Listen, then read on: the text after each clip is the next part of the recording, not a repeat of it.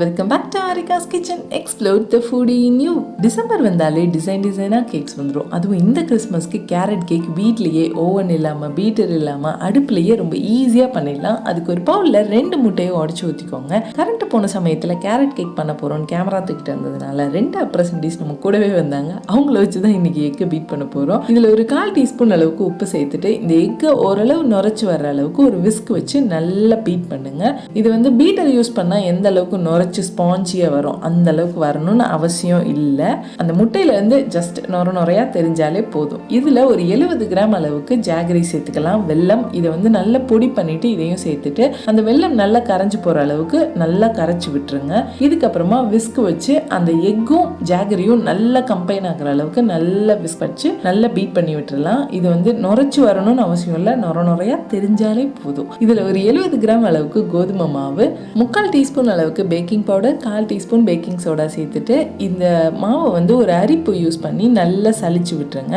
இந்த மாவை வந்து கட் அண்ட் ஃபோல்டு மெத்தடில் மிக்ஸ் பண்ணணும், இல்லைனா ஒரே டைரக்ஷனில் மிக்ஸ் பண்ணணும், அந்த மாதிரி எந்த பஞ்சாயத்தும் கிடையாது. உங்களுக்கு எப்படி தோணுதோ அப்படி மிக்ஸ் பண்ணுங்க, பேட்டர் சூப்பராகவே வந்துடும். இப்போ இந்த எக்கும் அந்த மாவும் நல்லா கம்பைன் ஆகிற அளவுக்கு மிக்ஸ் பண்ணிட்டு இதில் ஒரு 70 கிராம் துருவின கேரட், 40 ml மெல்டட் பட்டர் அல்லது ரிஃபைண்ட் ஆயில், அதுக்கப்புறம் 5 ml vanilla essence, 5 ml pineapple essence add பண்ணிட்டு ஒரு ஸ்பேச்சுலா யூஸ் பண்ணி இந்த கேரட்டும் அந்த கோதுமை மாவும் நல்லா மிக்ஸ் ஆகிற அளவுக்கு நல்லா மிக்ஸ் பண்ணி விடுங்க.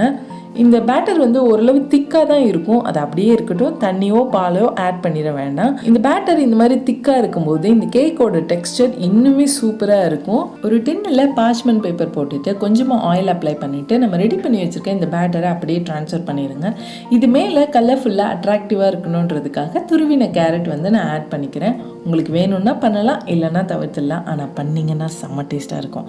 இப்போ ஒரு அடிக்கனமான பாத்திரத்தை மீடியம் ஃப்ளேமில் நல்லா சூடு பண்ணிவிட்டு அதுக்குள்ளே ஒரு ஸ்டாண்டு வச்சு நம்ம ரெடி பண்ணி வச்சுக்க இந்த பேட்டரையும் அதுக்குள்ளே வச்சு நல்லா மூடிடுங்க. கொஞ்சம் கூட துளைகளே இல்லாமல் ஏதாவது ஓட்டையெல்லாம் இருந்ததுன்னா அதை வந்து ஏதாவது ஒரு பேப்பர் வச்சு நல்லா லாக் பண்ணிவிட்டு ஒரு 40 மினிட்ஸ் மீடியம் ஃப்ளேமில் குக் பண்ணி எடுத்துட்டிங்கன்னா செம்ம டேஸ்டியான கேரட் கேக் தயார். இது வந்து ஒரு உடன் ஸ்டிக்கை வந்து அதோட மிடில் வந்து நீங்கள் இன்சர்ட் பண்ணி பார்த்தீங்கன்னா ஸ்டிக்கு க்ளீனாக வந்துச்சுன்னா உங்கள் கேக் வந்து பக்காவாக ரெடி ஆயிடுச்சுன்னு அர்த்தம். அப்படி இல்லைன்னா இன்னும் ஒரு 5 to 10 மினிட்ஸ் நீங்கள் வச்சு மீடியம் ஃப்ளேம்லேயே குக் பண்ணி எடுத்தீங்கன்னா ரொம்ப டேஸ்டியான ஸ்பாஞ்சியான கேரட் கேக் தயார். இது ஒரு 10 நிமிஷம் அப்படியே கவுண்டர் டாப்பில் வச்சுட்டு அதுக்கப்புறமா இதை வந்து டீமோல்ட் பண்ணிவிடுங்க.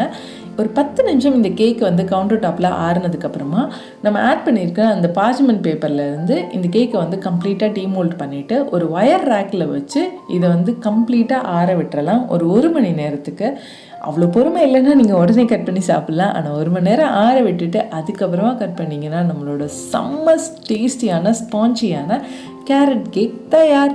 இது வந்து ரொம்ப சூப்பரான ஒரு டெக்ஸ்டரில் இருக்கும். உங்களுக்கே தெரியும் நம்ம எக்கை வந்து அந்தளவுக்கு பீட் பண்ணலை, பட் இருந்தாலும் இந்த கேரட் கேக் வந்து எவ்வளோ ஸ்பாஞ்சியாக எவ்வளோ ஏரியாக வந்திருக்குன்னு நீங்களே பார்க்க முடியும். அந்த அளவுக்கு ரொம்ப ஸ்பாஞ்சியாக இருக்கும். நீங்கள் வந்து கோதுமை மாவில் தான் இந்த கேரட் கேக் பண்ணியிருக்கீங்க அப்படின்னு நீங்கள் வீட்டில் இருக்கிற உங்கள் அப்ரசன்டீஸ்க்கு சொன்னால் தான் தெரியும், இல்லைனா அவங்க சத்தமே இல்லாமல் சாப்பிட்டு செம்மையாக இருக்குன்னு சொல்லிட்டு போயிடுவாங்க. ஸோ நீங்களும் இந்த கிறிஸ்மஸ்க்கு உங்கள் வீட்டு அப்ரசன்டீஸை கூட வச்சுக்கிட்டு இந்த கேரட் கேக்கை நீங்கள் பண்ணுங்கள். ரொம்பவே ஜாலியாக இருக்கும், ரொம்பவே டேஸ்டியாகவும் இருக்கும். ஸோ ட்ரை பண்ணி பார்த்துட்டு எப்படி இருக்குன்னு உங்கள் பொண்ணான கருத்துக்களை கமெண்ட் செக்ஷனில் சொல்லுங்கள். இந்த கேரட் கேக் கிறிஸ்மஸ்க்கு தான் பண்ணணும்னு அவசியம் இல்லை, எப்பெல்லாம் தோணுதோ அப்பெல்லாம் பண்ணி ஜாலியாக சாப்பிட்டு என்ஜாய் பண்ணலாம். நான் கொடுத்துருக்க இந்த மெஷர்மெண்ட்டில் இந்த ஸ்டெப்ஸ் ஃபாலோ பண்ணி அப்படியே நீங்கள் செஞ்சீங்கன்னா இதே மாதிரி ஸ்பாஞ்சியான கேரட் கேக் உங்களால் வீட்டில் செய்ய முடியும். ஒருவேளை இந்த கேரட் கேக் நீங்கள் ஆர்டர் பண்ணி சாப்பிட்ணுன்னு நினச்சிங்கன்னா கீழே டிஸ்கிரிப்ஷனில் டீட்டெயில்ஸ் இருக்குது, ஆர்டர் பண்ணிங்கன்னா கேரட் கேக் உங்கள் வீடு தேடி வந்து சேரும்.